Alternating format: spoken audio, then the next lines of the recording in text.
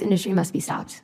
So does that mean end plastic manufacturing? I mean, in my dream world, sure, but I think that go ahead. No, so and I don't mean to be condescending here. I just point out what's going to replace your glasses. Like, So why I would you do wear your know glasses around your face. They're made of plastic. maybe. No, I don't know what they're made out of. They are. And I just point out some things here because I just want to be realistic when we're having conversations. Because when statements are made like this, I just want to open people's eyes and say, well, okay, that's easy to say, but what's the solution? Your water bottle in front of you. This one. Yes. That plastic? No. The lid is. That's plastic. Right. So Right. I would say to your Yourself- question that I would first be concerned about single-use plastics, and then we can. Thank you, Chairman. Ms. Bradford, in your testimony, did I understand you right? So that you want to end all plastic manufacturing? I said the plastics industry must be stopped. So does that mean end plastic manufacturing? I mean, in my dream world, sure, but I think that go ahead. No, so and I don't mean to be condescending here. I just point out what's going to replace your glasses. Like, So why I would you do wear your know glasses around your face. They're made of plastic. maybe. No, I don't know what they're made out of. They are. And I just point out some things here because I just want to be realistic when we're having conversations. Because when statements are made like this, I just want to open people's eyes and say, well, okay, that's easy to say, but what's the solution? Your water bottle in front of you. This one. Yes. That plastic? No. The lid is. That's plastic. Right. So Right. I would say to your Yourself- question that I would first be concerned about single-use plastics, and then we can talk about alternatives to this. Your cell phone there. Is it plastic? The cases, but it's glass because I broke Oh, the components this inside of it's screen not yesterday. plastic? The components made out of it's not plastic? Yeah, they are. The water that you filled that water bottle up with, where'd you fill that water bottle up out of? A water filling station. All right, and it was delivered by a drink station that was plastic? I didn't check. The edges are. The piping coming to it. Now, you have a couple of choices with the piping. We could go back to using wood, but then you have to line it in chemical. Or we could go back and use lead, because we used to have water piping that was lead. That was harmful to us. We go back to galvanized, but galvanized rust and had discoloration. We go back to copper, but copper has to be mined, and everybody wants to stop mining in the U.S. So you use plastic to deliver piping that you fill that water bottle up with today. I point this out because the clothes you have on, I guarantee have plastic in it. The shoes you have on your feet, the soles of those shoes are plastic. So we talk about any plastic manufacturing, and everybody in here cheers when you say that, but everybody here is depending on plastic as you set. So if you want to end it, then quit using it. It's kind of like I don't shop at certain places right now because I don't agree with some of their policies. I choose not to do that. You can choose to not use plastic. Do your work. If you believe it, then live it that way. And if not, then tell me what the solution is.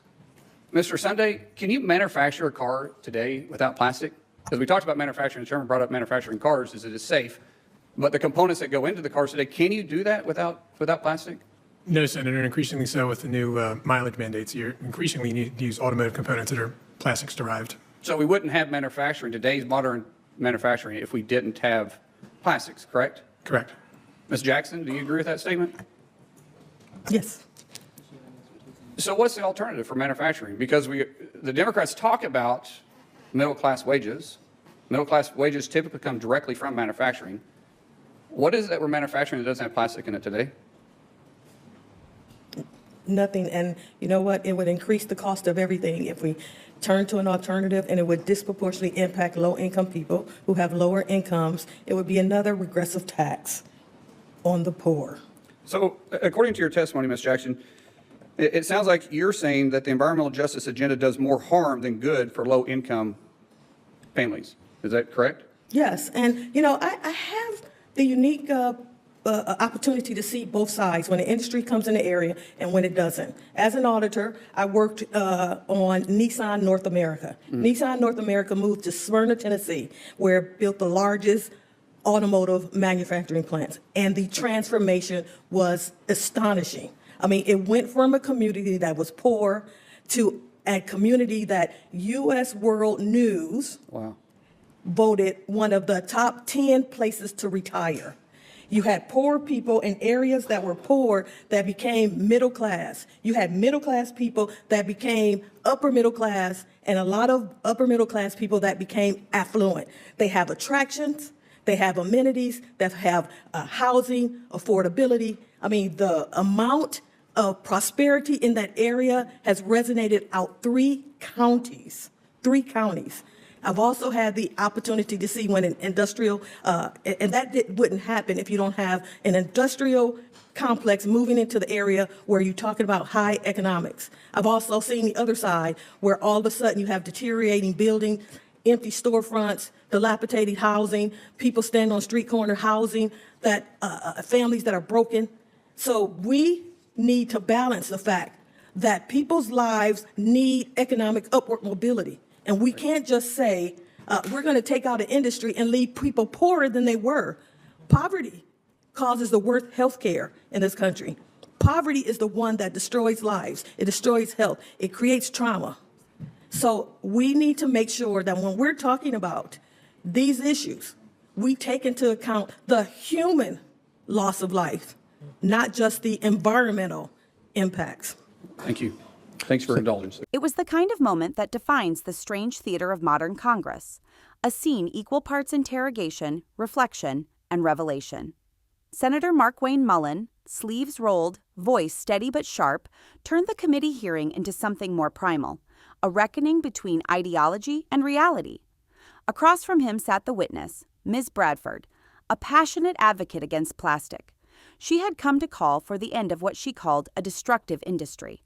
But Mullin's question, simple, direct, almost deceptively ordinary, pierced through her rhetoric like a pin through a balloon. So what's going to replace your glasses?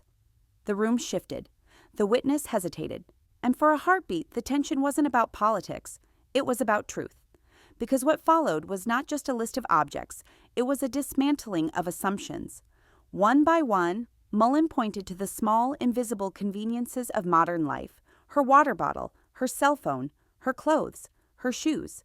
Each one, he reminded her, made possible by plastic, the same material she had come to condemn. Quit using it, he challenged. If you believe it, live it. It wasn't cruelty. It was conviction. It was the rare moment when a lawmaker dared to strip a debate down to its bones. To say what many Americans feel but rarely hear spoken aloud, that the rhetoric of purity often collapses under the weight of daily life. And yet this exchange was about far more than bottles or phones. It was about the widening gulf between idealism and practicality.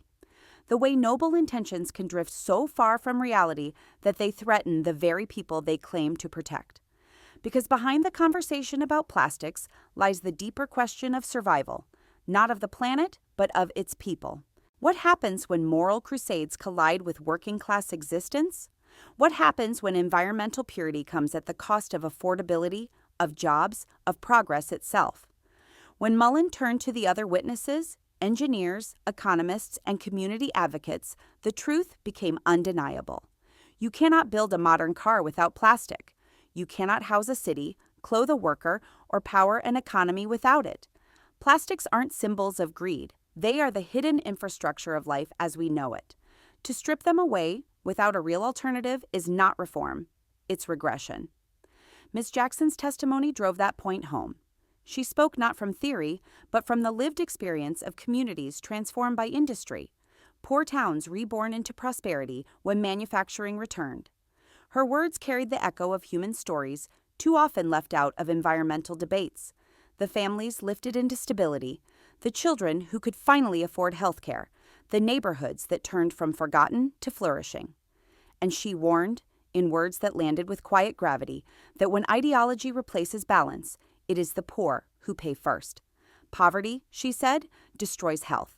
It destroys families. It creates trauma. In that statement, the hearing's moral center shifted.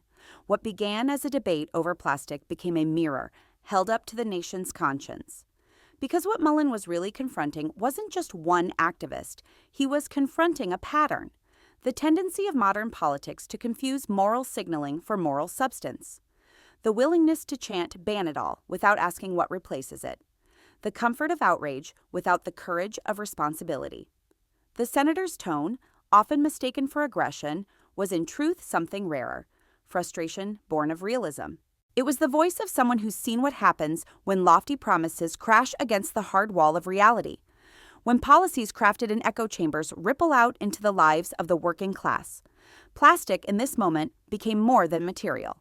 It became metaphor, a stand-in for the contradictions of an age that demands progress but forgets what progress costs. In the space between those two voices, the idealist and the pragmatist, lies the American struggle itself. The question of how to move forward without erasing what built us, of how to protect the earth without punishing the people who live on it. By the end, the hearing wasn't really about what was said, but what it exposed. It revealed a Congress still searching for the balance between environmental urgency and economic sanity. It revealed the courage it takes to ask, out loud, what everyone quietly wonders: are we solving problems or simply pretending to? And as the gavel struck and the hearing faded into murmurs, the moment lingered, the kind that lives on in the digital age, replayed and debated across the country. Because beyond the sound bites and the outrage, there was something deeply human in that exchange, a reminder that progress must be lived, not just declared. That responsibility does not end with belief. That moral clarity, without practicality, becomes its own form of blindness. And perhaps that's the lesson this hearing left behind, that the path forward isn't in condemning what sustains us, but in improving it, with humility, with innovation, and with honesty. Because to change the world, you first have to see it clearly, plastic and all. This is Congress Chronicle, where the debates that shape America don't end when the cameras turn off, they begin. Subscribe and stay with us as we follow the fight for truth, accountability, and the future of the Republic.